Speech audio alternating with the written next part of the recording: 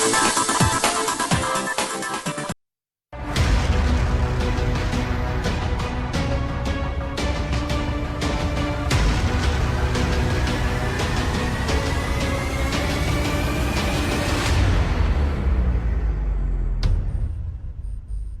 News headlines के प्रायोजक settling abroad services private limited, पे ऑल फी आफ्टर वीजा।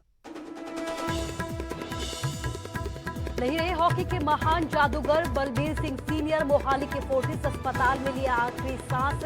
3 बार के ओलंपिक स्वर्ण पदक विजेता रहे, दुनिया भर में गोल मशीन के नाम से थे मशहूर। देश में तेजी के साथ बढ़ रहा कोरोना का ग्राफ, 24 घंटे में कोरोना के 6,977 नए केस आए सामने। 154 लोगों की मौत, मरीजों का आंकड़ा पहुंचा 1,38,000 के पार।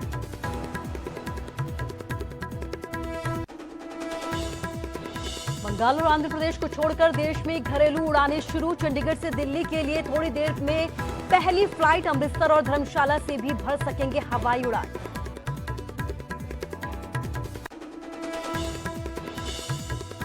हरियाणा में बेकाबू हुआ कोरोना, 53 नए केस के साथ आंकड़ा पहुंचा 1,184। हिमाचल में कोरोना से चौथी मौत, अब तक 209 पॉजिटिव केस। करनाल में कोरोना मरीज के खिलाफ एफआईआर दर्ज। दिल्ली की ट्रैवल हिस्ट्री छुपाने का लगा आरोप। पॉजिटिव दुकानदार लोगों को बेचता रहा कपड़े, घर के ही 7 सदस्य मिले पॉजिटिव। चंडीगढ़ के बापू धाम कॉलोनी में कोरोना का बड़ा विस्फोट, 9 नए केस आए सामने। कल आए थे 29 मामले, शहर में आंकड़ा पहुंचा 265।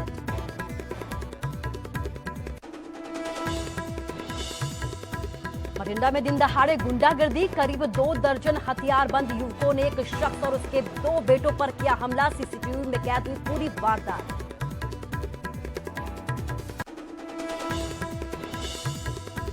और देश भर में मनाई जा रही है ईद, पीएम मोदी ने दी बधाई, घरों में ही ईद मनाने की अपील।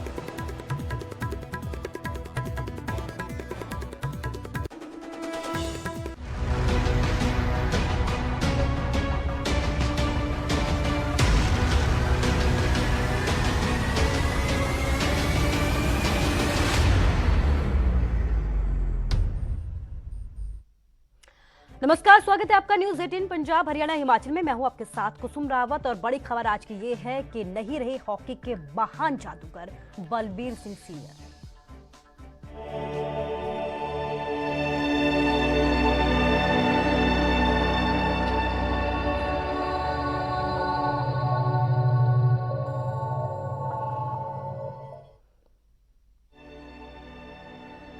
और आज की बड़ी खबर यह है कि नहीं रहे हॉकी के महान जादूगर बलबीर सिंह सीनियर। सुबह 6:17 पर फोर्टिस अस्पताल में उन्होंने आखिरी सांस ली। 96 साल की उम्र में बलबीर सिंह सीनियर का निधन हो गया। 3 बार के ओलंपिक स्वर्ण पदक विजेता है। इसके साथ ही भारत को ओलंपिक में स्वर्ण पदक दिलाने में इनकी अहम भूमिका रही। 1975 विश्व कप में विजेता रहे। भारतीय हॉकी टीम के मैनेजर भी रह चुके हैं। बलबीर सिंह सीनियर के कोच रहते भारत ने जीता था हॉकी का वर्ल्ड कप।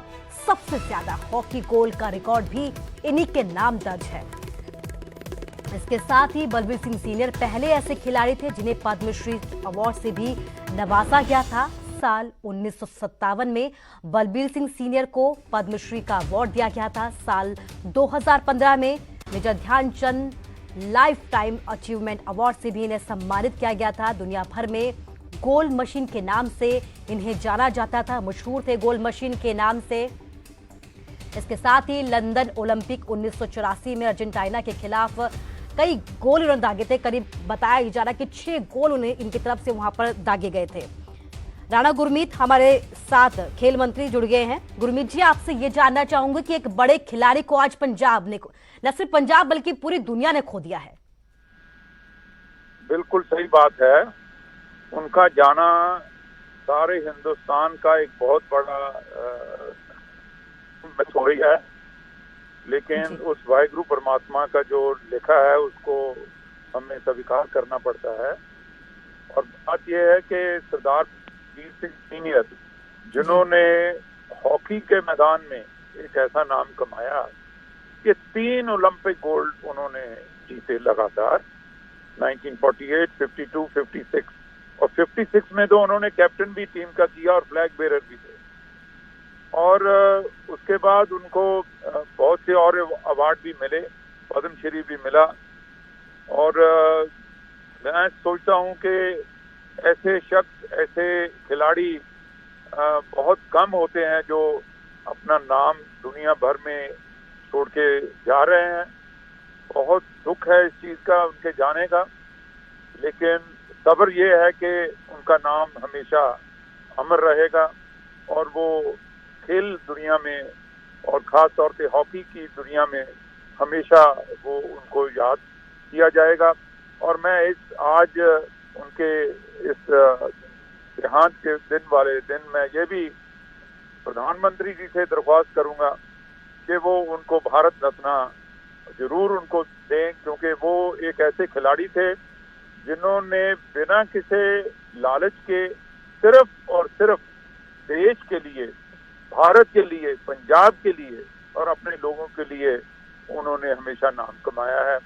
और मैं मुख्यमंत्री जी से भी, आदरणीय मुख्यमंत्री से विनती करूंगा कि वो प्रधानमंत्री जी को चिट्ठी लिखें कि उनको भारत रत्न दिया जाए।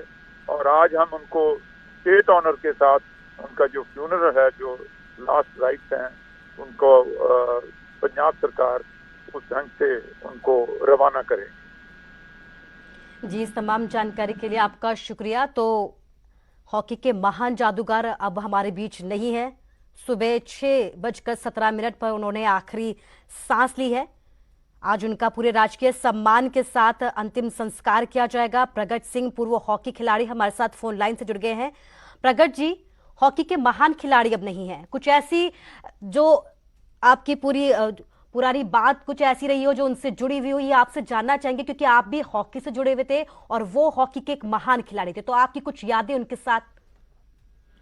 देखो, पहली बात तो ये है कि क्योंकि हर खिलाड़ी का जो किसी भी फील्ड में होता है उसका सपना होता है कि मैं ओलंपिक में जाऊं। उसके बाद उसका ये होता है कि मैं ओलंपिक में मेडल जीत पाऊं। लेकिन 3 ओलंपिक गोल्ड मेडल और जो भारत ने वर्ल्ड कप जीता है उसके मैनेजर, और क्योंकि वो डायरेक्टर स्पोर्ट्स भी रहे हैं, और मेरा जब भी मैं चंडीगढ़ जब आता था, और मेरा ख्याल है भी हर महीने एक बार हमारी सिटिंग जरूर होती थी, और उनसे बहुत कुछ सीखने को हमें मिला है जी। और मेरा ख्याल है कि वो सिर्फ हॉकी की फील्ड में नहीं, स्पोर्ट्स की फील्ड में वो एक ऐसा नाम, ऐसा एक ऐसी शख्सियत जो हमेशा यंगस्टर्स के लिए मोटिवेशन का काम करते रहे हैं। और मेरा ख्याल है कि आने वाली जितनी भी हमारी नस्लें हैं वो उनको हमेशा याद रखें। जी, मैं आपसे ये भी जानना चाहूंगी कि आप भी पूर्व हॉकी के खिलाड़ी रह चुके हैं, तो कोई पुरानी यादें, कुछ किस तरह की कोई मुलाकात या उनसे जुड़ी कोई बात जो आप हमारे दर्शकों के साथ साझा करना चाहते हो? देखो, बहुत जो उनका स्वभाव था, बहुत ठहराव और बहुत दूरअंदेशी वाले इंसान थे, क्योंकि प्लेयर्स का एक फील्ड होता है, लेकिन उनका मेरा ख्याल है कि वो ओवरऑल जो है उनकी पर्सनैलिटी थी जो डेवलप हुई है, और हमेशा हमारे लिए और सबके लिए वो मोटिवेशन हमें जो उनकी शख्सियत से मिलती है।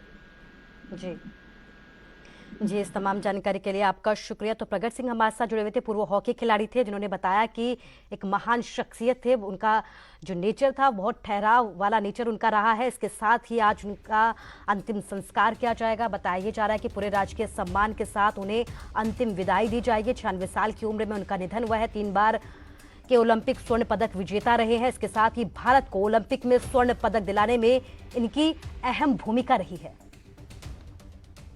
और इधर सीएम कैप्टन अमरिंदर सिंह ने भी ट्वीट कर बलबीर सिंह सीनियर को निधन पर शोक जताया है। कैप्टन ने यह कहा है कि हॉकी के दिग्गज बलबीर सिंह सीनियर के निधन की खबर से वो दुखी है। 3 बार ओलंपिक गोल्ड मेडलिस्ट, दृढ़ता, लगन और एक खिलाड़ी बेहतरीन के साथ सभी गुणों के साथ वो संपन्न थे। इसके साथ ही कैप्टन की तरफ से ये भी कहा है कि सर, आप हमेशा याद आएंगे और एक प्रेरणा के स्रोत बने रहेंगे। ये आभारी प्रदेश आपको विदाई देता है।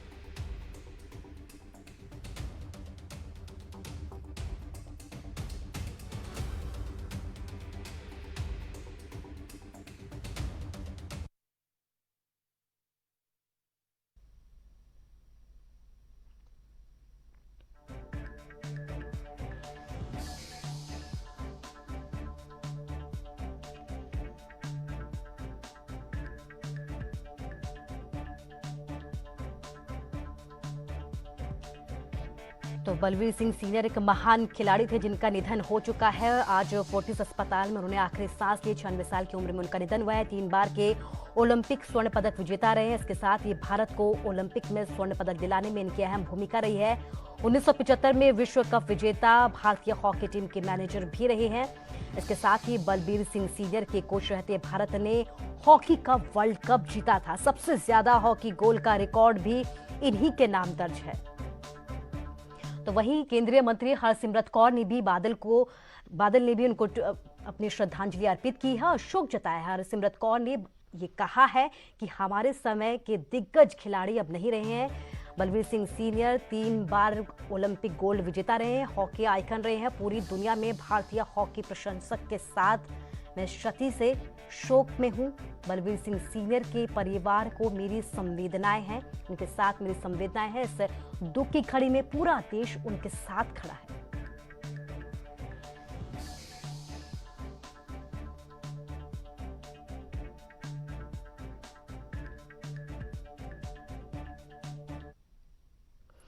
और चलिए बात कोरोना के कहर की करते हैं। देश में तेजी के साथ कोरोना का ग्राफ लगातार बढ़ता जा रहा है। 24 घंटे में कोरोना के 6,977 केस सामने आए हैं। लगातार कोरोना का ग्राफ बड़ी ही तेजी के साथ बढ़ता जा रहा है। 24 घंटे में 154 की मौत हो चुकी है और अब तक 4,021 लोगों की मौत हो चुकी है। देश में कोरोना मरीजों का आंकड़ा 1,38,845 है। अभी तक 77,103 एक्टिव केस यहाँ पर पूरे देश में है। इसके साथ ही 57,720 मरीज ठीक हुए हैं। तो ठीक होने वाले मरीजों का आंकड़ा ज्यादा है। महाराष्ट्र की अगर बात की जाए तो महाराष्ट्र में कोरोना मरीजों का आंकड़ा 50,000 के पार पहुंच चुका है।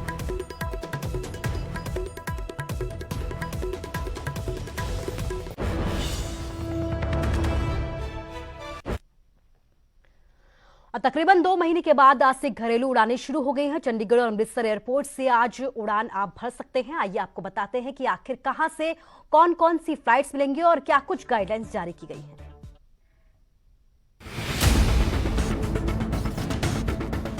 लॉकडाउन में हवाई यात्रा शुरू करने के फैसले से यात्रियों ने राहत की सांस ली है। चंडीगढ़ इंटरनेशनल एयरपोर्ट से भी अगर आप उड़ान भरना चाहते हैं तो अब ये मुमकिन है।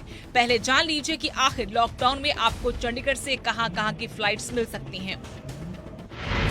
चंडीगढ़ से दिल्ली, मुंबई, बेंगलुरु, अहमदाबाद, श्रीनगर, लेह और धर्मशाला के लिए आप उड़ान भर सकते हैं। चंडीगढ़ ही नहीं, अमृतसर से भी लॉकडाउन के बीच आप हवाई सफर कर सकते हैं। अमृतसर एयरपोर्ट से रोजाना 6 फ्लाइट्स हैं। यहाँ से आप दिल्ली, मुंबई, पटना और जयपुर के लिए फ्लाइट्स पकड़ सकते हैं। कोरोना को मात देने के लिए एयरपोर्ट पर तैयारियां भी वैसी ही हैं। ये अमृतसर हवाई अड्डे से हम 7 फ्लाइटें, मतलब 6 फ्लाइटें रोज और हफ्ते में 3 दिन 1 एक्स्ट्रा फ्लाइट, यानी कि टोटल 7 फ्लाइट हमारे यहाँ से ऑपरेट होने वाली। और इन फ्लाइट्स में जो डेस्टिनेशन हम कवर करने वाले हैं वो डेस्टिनेशन है बॉम्बे, दिल्ली, पटना साहब, जयपुर साहब, इधर के लिए हमारे पास फ्लाइटें होंगी।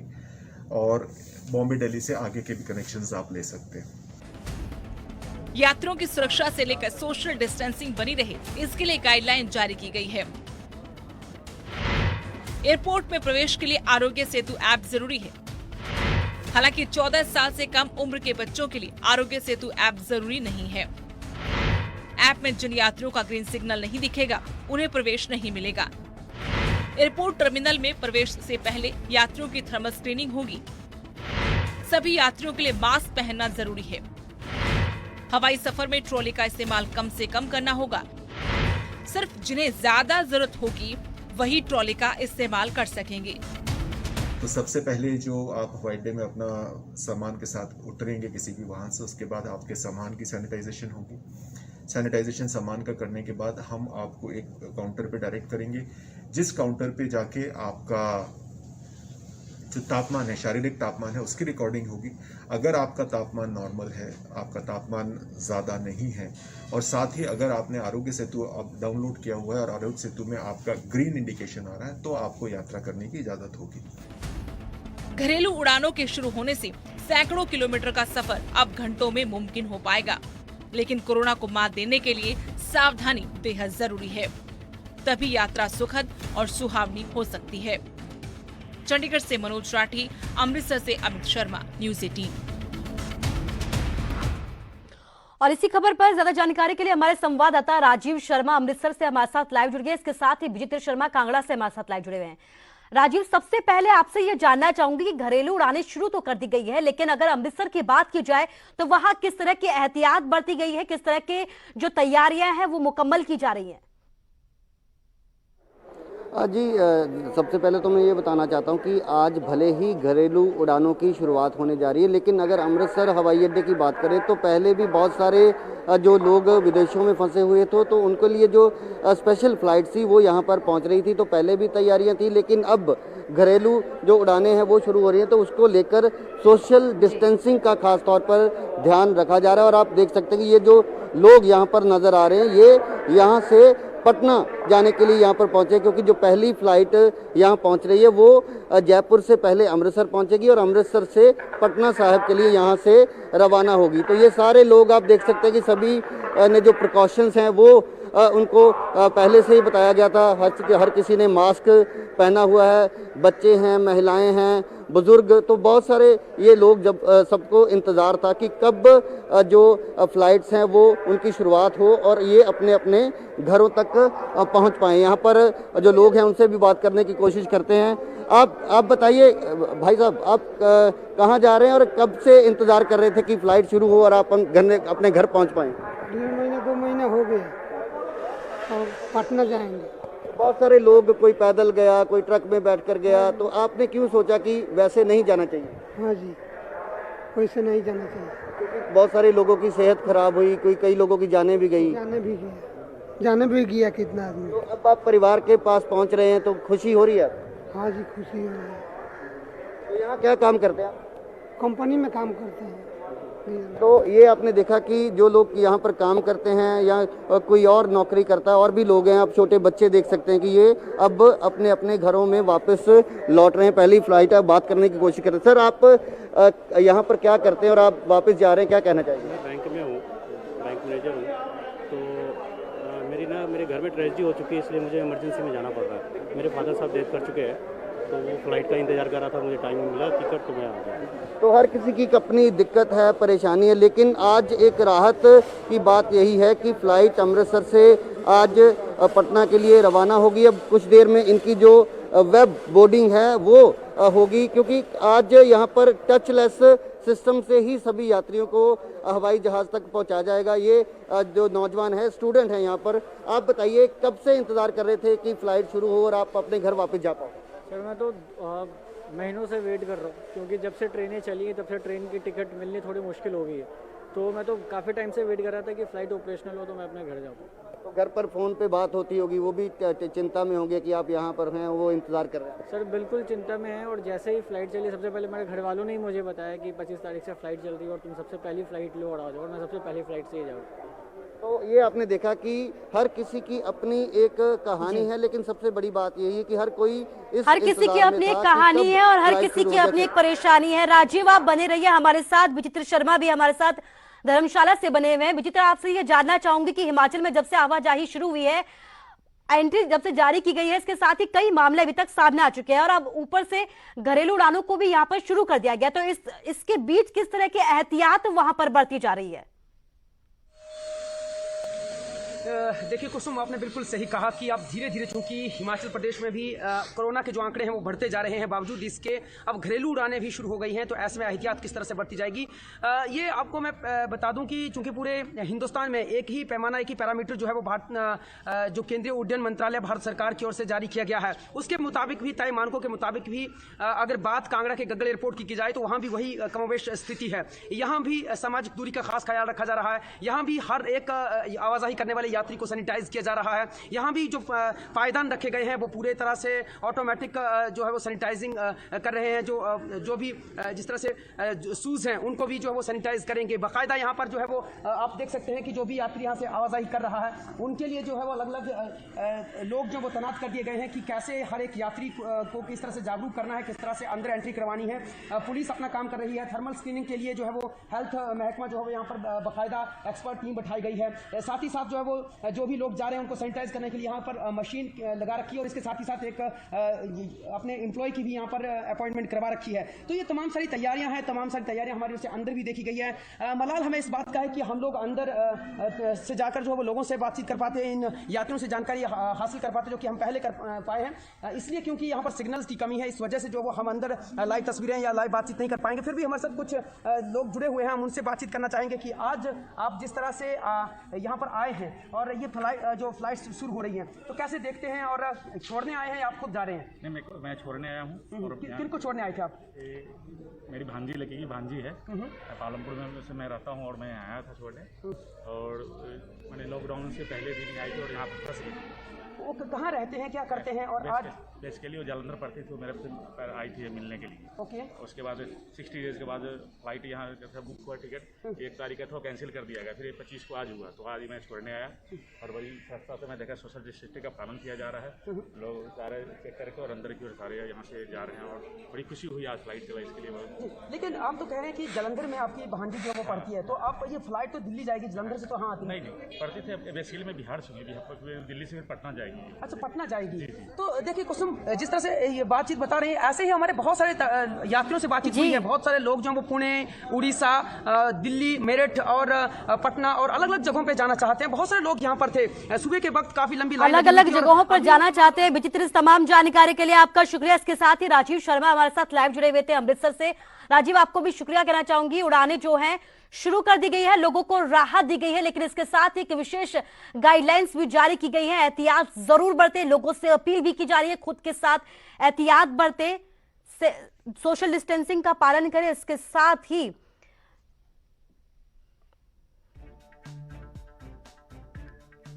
और कोरोना काल में किसी और की लापरवाही आपकी जिंदगी को खत्म कर सकती है, ये कहकर हम आपको डरा नहीं रहे हैं बल्कि सावधान कर रहे हैं।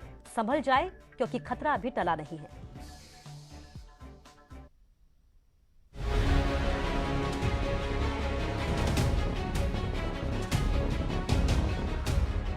कोरोना से अगर कोई आपको बचा सकता है तो वो है सिर्फ और सिर्फ आपकी सावधानी, क्योंकि किसी और की गलती का खामियाजा कहीं आपको या आपके परिवार को चुकाना ना पड़े। करनाल में पिछले कई दिनों से कोरोना के मामले सामने आ रहे हैं। एहतियातन अब प्रशासन ने अगले आदेश तक मार्केट को बंद कर दिया है। दरअसल चमन गार्डन इलाके में जो 3 केस कोरोना पॉजिटिव पाए गए हैं, उनकी कपड़ों की दुकान है और वो पिछले कुछ दिनों से लगातार कपड़ों का काम कर रहे थे और अब तक कई लोगों के संपर्क में आ चुके हैं। छुट्टी थी हमारी, आज दुकान बंद थी, तो भी मैं आराम से दुकान आ रहा था तो मुझे मैं फ़ोन आया कि ऐसे उधर दुकानदार है, दुकान खोली है। हमने तो जो ऊपर से आदेश था उसकी पालना करते हुए हमने व्हाट्सएप ग्रुप के ऊपर डाला। और हमें अगर सरकार ये कहे कि दोनों मार्केटें बंद होनी है, पूरा शहर बंद होना है, कुंका रोड बंद होना है, हमें कोई तरह की बात नहीं। परिवार के तीनों सदस्य कोरोना पॉजिटिव हैं। बताया जा रहा है कि परिवार के मुखिया कुछ दिन पहले दिल्ली गए थे और उसके बाद खुद को क्वारंटीन नहीं किया और ना ही टेस्ट करवाए। अब प्रशासन और मार्केट प्रधान जनता से अपील कर रहे हैं कि जो लोग कोरोना पॉजिटिव के संपर्क में आए हैं और जिनकी पहचान नहीं हो पा रही, वो खुद आकर अपना टेस्ट करवाएं। अगर ट्रैवल हिस्ट्री भी नहीं बताई, समय से टेस्ट भी नहीं कराया, समय टेस्ट भी नहीं कराया, ट्रैवल हिस्ट्री नहीं छुपाई। दुकान भी खोलते रहे, दुकान से लोग बाग सामान भी ले गए सारा। सबसे बड़ी बात ये है, इसी कर उनका जो घर था वो तो अपना कर बंद कर दिया। आज मार्केट वाले भी जो भी व्यापारी हैं सभी सहमत हैं, भाई हम 2 दिन के लिए दुकान बंद कर दें। उसके अलावा हमने सभी से अपील की है, जो भी उनके टच में आए हैं, संपर्क में हैं, आप तुरंत जाकर कल अपना चावला मेडिकल कॉलेज में अपना कोरोना टेस्ट करें। प्रशासन का कहना है कि अगर लोगों ने खुद अपनी जिम्मेदारी नहीं समझी तो आने वाले दिनों में यहाँ हालात और खराब हो सकते हैं। हिमांशु नारंग, न्यूज़ 18, करनाल। तो वहीं अब करनाल पुलिस ने कोरोना पीड़ित शख्स के खिलाफ मामला दर्ज कर लिया है। आरोप है कि युवक ने न सिर्फ अपनी ट्रैवल हिस्ट्री को छुपाया बल्कि पटेल मार्केट पहुंचकर अपनी कपड़ों की दुकान भी खोली। पुलिस का कहना है कि एक ही परिवार के 3 लोग 15 मई को दिल्ली से वापस लौटे, अपने कपड़ों की दुकान खोली, कई लोगों के संपर्क में आए और बाद में पड़ोसियों के दबाव में कोरोना का टेस्ट करवाया तो एक ही परिवार के 7 लोग कोरोना पॉजिटिव पाए गए। एहतियातन चमन गार्डन को कंटेनमेंट जोन घोषित कर दिया गया। इसके साथ ही पटेल मार्केट को भी बंद करवा दिया गया। मार्केट में सैनिटाइजेशन का काम लगातार जारी है। इसके साथ ही अपील की जा रही है कि जो भी लोग कोरोना पीड़ित युवक के संपर्क में आए वो अपनी जानकारी जरूर दें।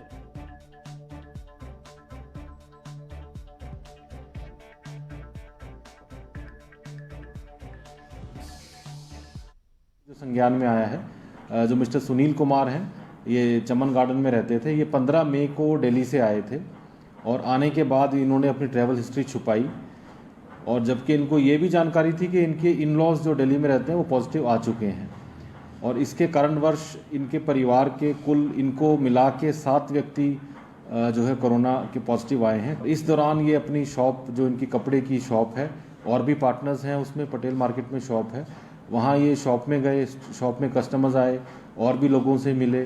तो ये काफ़ी एक गंभीर विषय है और इसे बिल्कुल भी बर्दाश्त नहीं किया जाएगा और आज इस संबंध में थाना सिटी में इनके विरुद्ध एक आपराधिक मामला भी दर्ज किया गया। और अंबाला से दिल दहलाने वाला मामला सामने आया है जो नेपियर रोड का बताया जा रहा है, जहां एक हमलावर ने घर में घुसकर महिला को गोलियों से भून डाला। गोली महिला की छाती और टांग पर लगी है। परिजनों ने महिला को अस्पताल में भर्ती करवाया लेकिन महिला की हालत गंभीर होने की वजह से महिला को चंडीगढ़ 32 के अस्पताल में रेफर कर दिया गया। बताया ये भी जा रहा है कि हमलावर बाइक पर पहुंचा था जिसकी पहचान कानपुर निवासी के तौर पर हुई है। कानपुर महिला का ससुराल है। महिला के मुताबिक जमीनी विवाद के चलते उस पर यह हमला हुआ।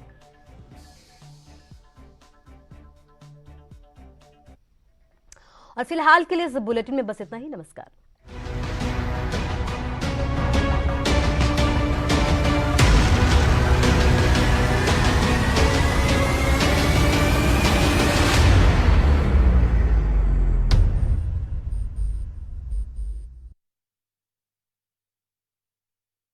हाँ जी सर।